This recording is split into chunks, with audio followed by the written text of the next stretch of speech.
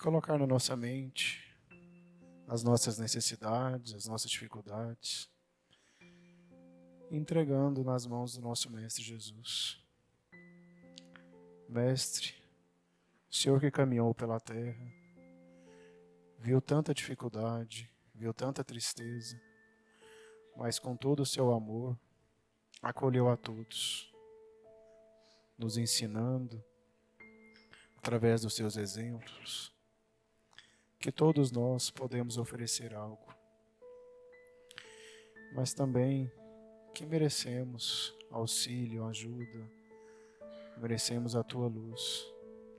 Então, Mestre, que a vossa força possa nos alcançar a todos os momentos, tirando a nossa angústia, curando as nossas enfermidades, nos protegendo dos perigos. Mestre Jesus, que a sua vontade seja feita na nossa vida agora e sempre. Pai nosso que estais no céu, santificado seja o vosso nome. Venha a nós o vosso reino. Seja feita a vossa vontade, assim na terra como no céu. O pão nosso de cada dia nos dai hoje, Senhor. Perdoai as nossas ofensas, assim como nós vamos quem nos tem ofendido. Não nos deixeis cair em tentação, mas livrai-nos, Senhor, de todo mal, porque vosso é o reino, o poder e a glória para sempre. Jesus possa abençoar a todos nós. Boa noite a todos. A leitura da noite de hoje, o Evangelho segundo o Espiritismo, capítulo 20, os trabalhadores da última hora, item 4. Não percebeis desde já a formação da tempestade que deve arrebatar o velho mundo e reduzir ao nada a soma das perversidades terrenas? Louvai ao Senhor, vós que colocastes vossa fé na sua soberana justiça e que, novos apóstolos da crença revelada pelas proféticas vozes superiores, ides pregar e ensinar o novo dogma da reencarnação e da elevação dos espíritos, à medida que cumpram bem ou mal as suas missões e tenham suportado suas provas terrenas. Nada de temor, as línguas de fogo estão sobre vossas cabeças, verdadeiros adeptos do Espiritismo. Vós sois os eleitos de Deus. Ide e pregai a palavra divina. É chegada a hora em que deveis sacrificar em favor da sua divulgação hábitos, trabalhos, ocupações fúteis. Ide e pregai. Os espíritos elevados estão convosco. Certamente falareis com pessoas que não quererão ouvir a palavra de Deus, pois ela recomenda a renúncia constante. Pregareis o desinteresse aos avarentos, a abstinência aos devassos, a mansidão aos tiranos domésticos e aos opressores. Palavras perdidas? Talvez, mas o que importa é preciso regar com vosso suor o terreno que deveis semear, pois ele apenas frutificará e produzirá sobre os constantes esforços da enxada e do arado dos evangélicos. Ide e pregai. Que assim seja. Boa noite a todos. Antes de mais nada, aproveitando esse momento importante, né? Quando nos reunimos em torno de um mesmo objetivo e agora na expectativa de aprendermos um pouco mais, que cada coração nosso se sinta refrigerado por essa bênção que é o Espiritismo, se sinta harmonizado para podermos juntos, eu me manifestando e vocês vibrando em boa sintonia para me ajudar, que a gente possa, então, falar sobre esse tema tão importante que diz respeito diretamente a todos nós que nos consideramos espíritas. Se alguém aqui está e que ainda não é espírita e que por circunstâncias aqui se encontra, também se sinta responsável, porque só por estar debaixo desse teto, as possibilidades que se abrem para a nossa vida, por si mesmo, já começa a nos responsabilizar pela grandeza que é a própria doutrina espírita. Comecemos as nossas assertivas imaginando o seguinte: existe algo especial naquele ensinamento que é considerado o maior de todos. E eu estou falando da maior receita que pudesse existir na face da terra para a nossa libertação, para a nossa felicidade. Existe algo interessante para comparar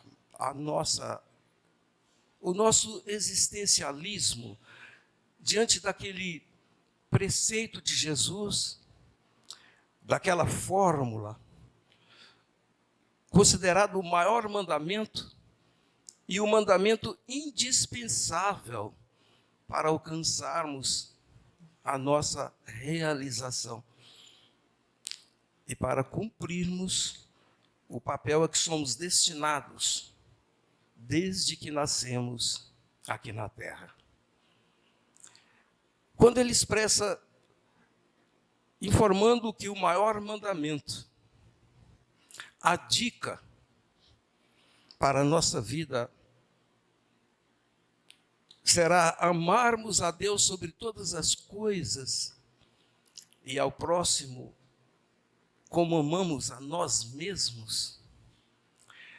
É evidente que daí uma série de ilações, ou mesmo de teorias de conhecimento, poderiam ser desfiladas no entendimento dos homens, fosse na sociologia, na filosofia, na psicologia, mas existe algo simples e que chama muita atenção quando ele nos elege como peça importantíssima, quando buscamos encontrar a forma mais correta de agirmos diante da vida. Quando ele estabelece que precisamos amar o próximo, mas sendo-nos o modelo para isso, amar a Deus sobre todas as coisas e ao próximo como a si mesmo. Imaginemos a importância disso. O nosso eu, o nosso ego, poderia ser desprezado, mas ele é necessário para que possamos também eleger junto com a gente o nosso próximo, carregá-lo conosco, fazer com que ele também compartilhe com todos nós daquilo que é bom e útil para nós e que nós conquistamos e que precisamos passar para ele. Essa medida é muito importante e vamos tentar entender o porquê disto. Pensemos bem, tudo que existe na face da Terra existe para desempenhar um papel. Não existe nada dentro do universo que não tenha um papel, que não ocupe neste espaço infinito uma validade qualquer. Então é importante observar que para a nossa grandeza espiritual, nós teremos objetivamente que galgar as posições sendo responsáveis. E é justamente essa responsabilidade que vamos adquirindo que vai nos possibilitando galgar estes degraus. É tão interessante que quanto mais evoluído, mais potencial, naturalmente, que o ser possui para assambarcar dentro do universo situações maiores, a ponto de, quando já convivendo no sol, estando no mundo divino, próximo do Criador, o seu pensamento é capaz de envolver não apenas uma nação inteira, mas estamos falando daqueles espíritos que controlam muitas galáxias. E a nossa responsabilidade, então, é essa parte distinta que nós hoje guardamos e que há pouco tempo era diferente porque éramos primitivos. Mas agora estamos no mundo de provas e expiações, onde somos responsáveis direto por tudo o que fazemos de uma forma consciencial. É certo que a pedra também, com sua aparência de inércia, trabalha, porque suas moléculas trabalham infinitamente. Se não for assim, não surgiria na rocha, por exemplo, um diamante. E nem tampouco a ostra, que é irracional, não produziria, através da sua indigestão intestinal, uma pérola. Mas nós não. Nós já detemos uma posição diferenciada. Mesmo cá embaixo, ainda neste mundo considerado um mundo inferior, que beleza que é o nosso potencial. Que extraordinário nós somos. O que nos é possível fazer, só que quantas e quantas vezes nós voltamos ao plano espiritual e defrontamos com uma frustração muito grande, porque não observamos o papel a desempenhar aqui na Terra. Por ter nos faltado uma consciência maior, que é essa consciência que o ser, na medida que evolui, cada vez mais conhece-se a si mesmo. Quando aquele precursor do cristianismo, o Sócrates, chamava atenção para a necessidade de conhecermos a nós mesmos, é porque isso é indispensável na evolução da criatura. Como é possível nos governarmos a ponto de desempenhar o nosso papel se não conhecemos a nós mesmos? E este é um grave problema para aquele que lhe é dada a oportunidade de conhecer um tanto mais a respeito da sua realidade. E quando então uma criatura começa a compreender ser mais espírito do que homem, propriamente dito, mais espírito do que matéria, a responsabilidade alça-se a outros níveis.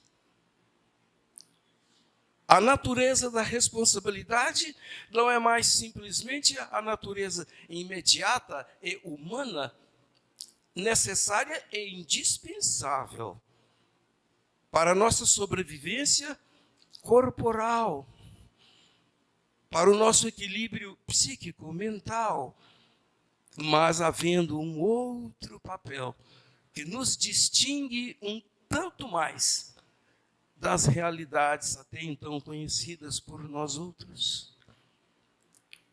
E às vezes, eu diria, às vezes não. No comum das coisas, nós nos desconhecemos. Não temos uma noção real daquilo que precisamos fazer, e é um monte de coisas que ficam pela estrada, pelos caminhos, e que estão acumuladas pela falta de consciência de nós mesmos, da valoração de nós mesmos, do reconhecimento a nós mesmos, do amor a nós mesmos.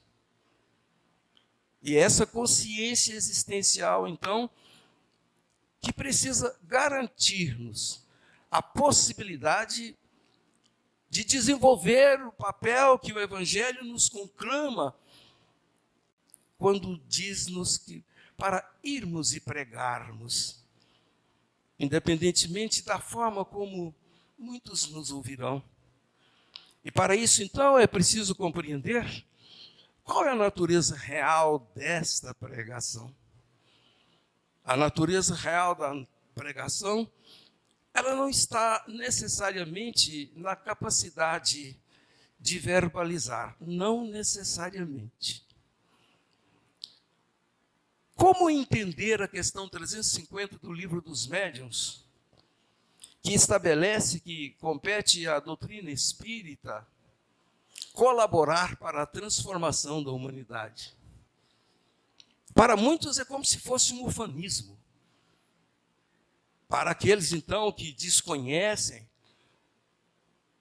a codificação espírita, que desconhecem a sua universalidade, que desconhecem a profundidade da sua ciência, que desconhece os seus princípios filosóficos considerados os mais profundos, que permitiram que Kardec elaborasse 1019 perguntas consideradas as mais completas de todo o ideário humano.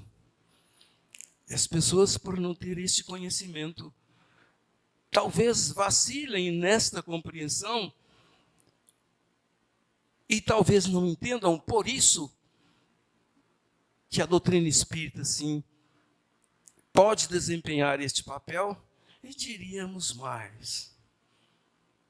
Não houve na face da Terra nenhum programa que consubstanciasse a pedagogia de Jesus na forma como a doutrina espírita veio consubstanciar. E nós sabemos, Jesus Cristo explicara que era preciso mandar este Consolador, que é a doutrina espírita, para complementar os entendimentos, porque cada revelação à vida, desde Moisés, era compatível apenas com a capacidade da civilização existente na face da Terra. E aí é preciso, então, imaginarmos o significado das nossas existências. Por que será que Bezerra de Menezes diz que nós vivemos de todas as nossas existências? Eu não estou dizendo de uma encarnação anterior. Eu estou dizendo desde quando nós somos criados como princípio inteligente, como espíritos. Ele alega que este é o melhor momento de todos os nossos momentos. Mas como fazer fluir a beleza deste momento? Como trazer para nós esta regalia que Deus nos concede? Se nós não conhecemos a nós mesmos e não temos nem noção do tesouro que detemos para poder desempenhar o nosso papel, Como então nós poderemos, ao voltar ao plano espiritual, e garantirmos uma ficha considerada totalmente limpa, do ponto de vista das responsabilidades havidas e cumpridas? Então, isso é muito importante para que a nossa visão se estenda um tanto mais e, observando a beleza que é o Espiritismo, entender que só por isso, por portarmos esse tesouro, as obrigações, elas devem ser compatíveis com aquilo que nós recebemos. E esse descompasso do que recebemos e do que deixamos de fazer, que é sempre a grande amargura, e bota amargura nisso, consciencial, quando nós voltamos ao plano espiritual. Então é extremamente importante este reconhecimento. No livro Ceareiros de Volta, esse livro ele foi editado, me parece, em 1964. Psicografia do companheiro de Chico Xavier, Valdo Vieira, intitulado Ceareiros de Volta. Esse livro, Ceareiros de Volta, diz respeito àqueles que desempenharam grandes papéis no Espiritismo e que deixaram uma biografia significativa aqui na Terra. Ceareiros de Volta. Voltavam no livro trazendo as suas mensagens. E Carlos Lomba foi um grande trabalhador do movimento espírita. Desculpe o vacilo, parece-me que em São Paulo. Então ele fala uma coisa que eu considero muito interessante. Naquela época, ou seja, ali em meados da década de 60, ele informa que estava na Terra a segunda leva de espíritas. Era a quinta geração reencarnada na Terra, identificada como a segunda vez. Ou seja, era o primeiro ano de repetência dos espíritas. De lá para cá, observando, estabelecendo isso é estudado, mas eu não tenho isso muito bem definido. Já há uma preocupação na doutrina de definirmos isso com mais preciosidade, para entender as gerações, avaliando o tempo médio de presença dos espíritos na Terra, né? O tempo médio da vivência na erraticidade, ou seja, de uma encarnação a outra, para a gente estabelecer uma determinada média. Mas imaginemos, por um raciocínio simples, e nós somos, a maioria de nós, a maioria repetente. Então, em função disso, e considerando que as nossas oportunidades estão escasseando, nós sabemos disso, esse programa universal, extraordinário que é a doutrina espírita, ainda não foi absorvido no nosso coração. E por que será isso? Será que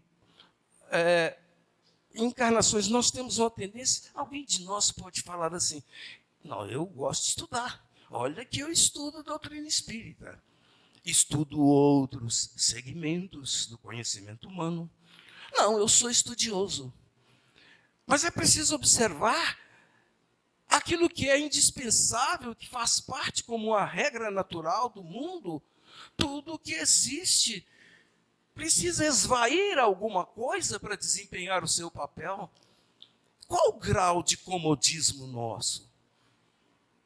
Onde está o nosso papel? E às vezes alguns de nós, sem perceber, mas numa acomodação, alega que, não, mas quem sou eu? Eu tenho pouco conhecimento, mais isso, mais aquilo. Não existe impossibilidade nenhuma de que cada um de nós possa fazer alguma coisa bastando querer. Isto é uma regra natural. Nós não percebemos, mas o que comanda os enredos que chegam até nós somos nós mesmos. Pelo pensamento, pela intenção, pela força de vontade. Pelo desejo de apropriar-nos a algo que seja significativo para a nossa transformação. Então, quando a questão 350 do Livro dos Espíritos estabelece que compete ao Espiritismo colaborar para a transformação da humanidade, nós estamos vendo isso hoje, gente. E a grande forma de darmos o nosso contributo como pregadores será através do exemplo. É interessante isso, porque quando se estuda isso, mas como que o Espiritismo, na escala das religiões, o percentual de espíritas é muito pequeno dentro do planeta, aí eu vou mencionar para vocês algo interessante. Todas as grandes transformações que envolvem um certo ideário, que passa pelas ideologias, que passa por sentimentos que precisam ser tratados dentro da criatura, até ela amadurecer, para deixar de ser fanático e colocar na medida certa as suas emoções sem que sejam paixões exageradas, passa por um trabalho natural que transforma muito mais a humanidade, até mesmo do que os feitos tecnológicos ou científicos. Porque o mundo pode transformar com toda a inteligência, até chegar-se a essa inteligência artificial. Mas enquanto o homem não transformar, a Terra não terá transformado. A evolução moral ela é definitiva, e é dessa transformação que se fala. É esse o nosso papel. Eu não preciso guardar dentro de mim necessariamente os conhecimentos tecnológicos ou científicos profundos. Independentemente dos rótulos que me envolvem, da identificação que me rotula, o meu papel é indispensável e sem ele não há evolução necessária. É importante isso para nós valorizarmos o nosso feito, o nosso jeito de agir. E a nossa capacidade se estenderá cada vez mais. Olha, nós somos como uma antena onde, em função do nosso karma, ou seja, de um círculo, um arcabouço vibratório natural, que se estabelece que nossa vida, nossos atos, nossas atitudes atenderão até um certo limite daquilo que somos, daquilo que merecemos, daquilo que precisamos fazer. Esse arcabouço que nos envolve e que muitas vezes se expressa em muitas criaturas por uma certa aura quando está evoluindo, esse arcabouço detém essas possibilidades da nossa evolução moral.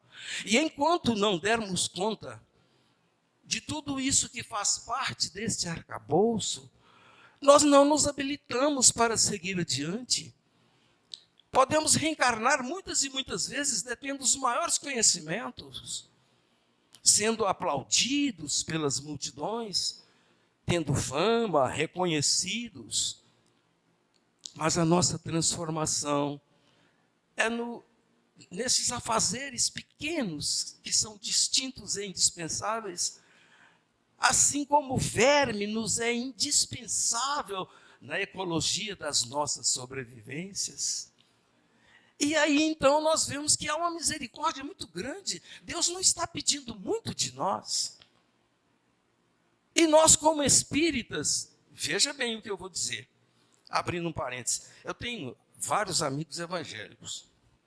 E um deles um dia falou assim para mim: Eurípides, vocês espíritas, vocês acham que vocês são os melhores do que os outros? Eu falei: para lá. Você pode falar tudo. Mas o espírita consciente, pelo contrário, por uma questão ética, eu encontrei um jeito para não falar para ele assim: vocês que são assim. Eu não quis falar para ele desse jeito. Mas eu tentei explicar para ele que não, a consciência espírita é diferente. Nós podemos não ser os melhores, mas somos os que temos a maior orientação. Isso eu expliquei para ele. Então, isso é o bastante para nós. Então, significa, inclusive, que nessa tentativa de conhecermos a nós mesmos, e uma forma de conhecermos o nosso potencial para nos medirmos, é sempre observarmos até onde vai a doutrina espírita. Que enlevo sagrado, extraordinário, quando a gente percebe, alguns chamariam isso, não sei, na psicologia, da filosofia, tem isso também, um estado não é estado de êxtase, mas um estado de transformação, uma catarse, que faz com que você mude. Às vezes, uma orientação no livro, quando você compreende, assim, humildemente, pessoal, eu já tive coisas que mudou minha vida, lendo um livro, posso dizer isso para vocês. Aliás, o último livro que nós fizemos, bom, foi muito espontâneo, necessariamente não estou querendo fazer propaganda não, mas o último livro que nós escrevemos, que é a biografia do maior confidente de Chico Xavier, gente, quando eu terminei o livro, assim, humildemente, mas eu estava melhor. Pelos exemplos que eu vi ali. Elias Barbosa, um amigo de Chico Xavier. Então, algo assim, fantástico. E é disso que eu estou falando. Então, nós somos apanhados agora, nesse momento, no melhor momento de nossas vidas. Por quê? Porque, diferentemente de outras ocasiões, nas milenares reencarnações que nós tivemos, nós não estivemos num cenário como este. Que cenário? A existência de todo o conhecimento necessário para o desenvolvimento do espírito que encarna aqui na Terra e diante da prova dos testes. Então é um momento sagrado onde nós estamos inscritos para isso, para poder desenvolvermos esse trabalho, essa transformação. Eu vou contar um caso para vocês, para a gente guardar bem isso. Olha, quando eu falo que o Espiritismo compete a ele colaborar para a transformação da humanidade, e que isso é feito de forma lenta, toda a transformação da humanidade é feita assim, a absorção dos conhecimentos, das ideias, dos exemplos, ela acontece dentro desse processo cultural que, para sacralizar, para se sedimentar, às vezes demora muitos anos. Mas, para exemplificar, um dos meninos assistidos da casa onde servíamos, em Senador Canedo, um dia eu sou chamado no juizado de menores. E eu fiquei surpreso, porque aquele menino, órfão da família que nós assistimos, criaturinha conhecida nossa, o nosso nome estava lá como responsável por ele, no juizado de menores.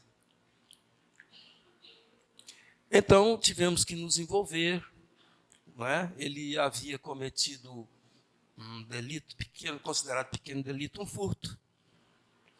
E quando ele foi apanhado, então, ele passou num processo em que o juizado tinha uns programas que, inclusive, ajudamos neles, de liberdade assistida, por exemplo. E nós tivemos que acompanhá-lo. Num determinado dia, quando ele tinha passado por uma orientação, que tinha cumprido algumas exigências, ele seria liberado. E eu fui buscá-lo lá no fórum de Senador Canedo. E quando às vezes eu levantava o olhar para ver lá onde ele estava, tinha uma senhora com um menino ao seu lado, dava para ver que era filho dela, E elas teve um momento que ela olhava para mim falando alguma coisa. Eu falei, estão falando sobre mim ali. Está falando de mim ou sobre mim? Aí terminou, ela chegou perto de mim e falou, escuta, o meu filho é amigo do Reginaldo. O senhor está indo lá para os Jardins das Oliveiras, né? Quem conhece sabe que o Jardim das Oliveiras fica, acho que a 6 quilômetros. É bairro de Senador Caneto, mas fica a 6 quilômetros da cidade propriamente dita. Aí ela chegou e falou assim, o senhor pode me levar, mas meu filho? Perfeitamente, minha senhora. Onde a senhora precisar, eu levo a senhora, tal. Ela falou, quanto é? Quanto é que o senhor vai cobrar? Eu falei, que isso? A senhora acha que eu vou cobrar da senhora? Eu já tenho que levar o Reginaldo mesmo. Quando chegou lá, era um pouco mais distante. Aí, quando eu insisti de levá-la lá, ela ficou sem graça, pensando ainda que eu iria cobrar. Aí falou assim para mim, o senhor não vai cobrar mesmo? Não, eu falei, não. O senhor é espírita, não é? E eu falei assim, sou. Ela cutucou no filho dela e falou assim, está vendo, meu filho? É por isso que a pastora está dizendo para nós fazermos caridade igual aos espíritas. É disso que eu estou falando. Quantos de nós aqui presentes, em algum momento alguém chegou perto de nós e falou assim, fulano, você que é espírita, como é isso? Nós podemos ter certeza disso. Não que sejamos melhores do que os outros, mas somos mais bem orientados, no mínimo. E que bom que sejamos bons também, melhores em alguma coisa, mas nós portamos aquilo que o espírita tem por obrigação para ir e pregar. Mas a abertura para que isso aconteça, para que se adentre os personagens, os interlocutores, dentro do ambiente próprio, dentro desta sala, que é o convívio salutar entre as criaturas, é preciso que a gente esteja, no mínimo, portando conhecimento e exemplos a dar. Então, nós somos estas criaturas, que por onde formos, haverá sempre um chamamento que exige de nós estarmos atentos. A espiritualidade conta muito com os espíritas, no pressuposto de que ele está em condições de ajudar as pessoas. Nós não temos noção do quanto de vezes nós deixamos escapar a oportunidade de servir e cometemos um grave erro de deixar na mão um espírito protetor nosso, porque não estávamos sintonizados com o bem. Meditemos sobre isso. Façamos esse exercício mais que necessário de conhecermos a nós mesmos. Observemos os nossos potenciais.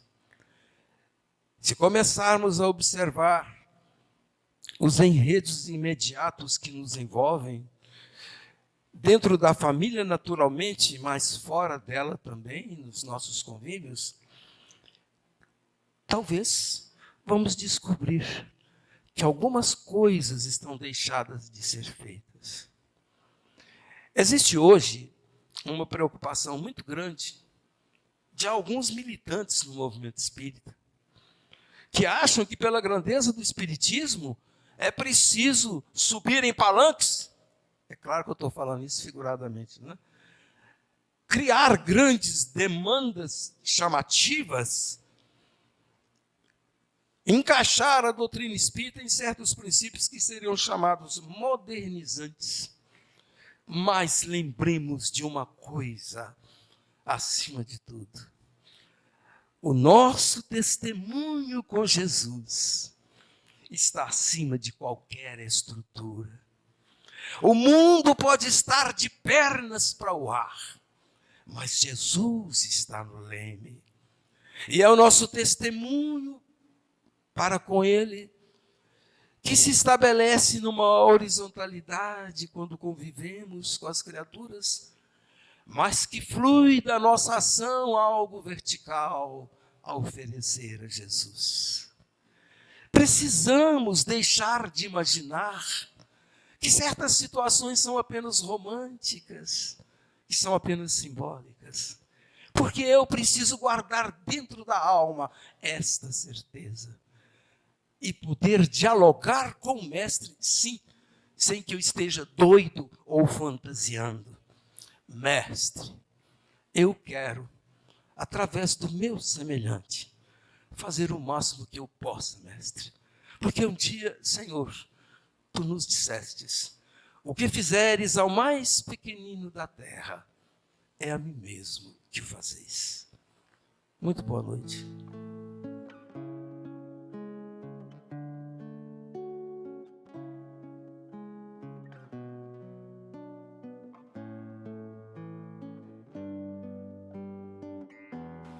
Né?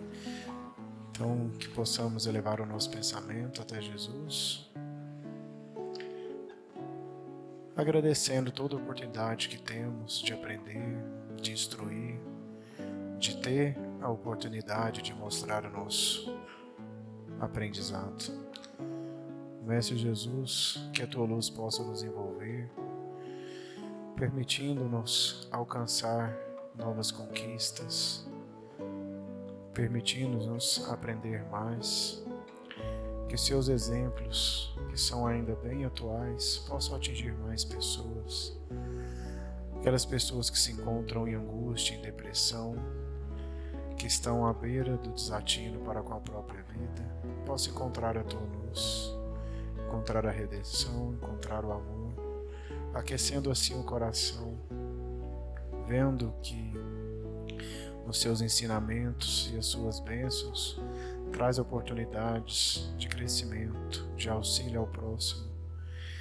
Esse auxílio que nos faz crescer, que nos faz amar.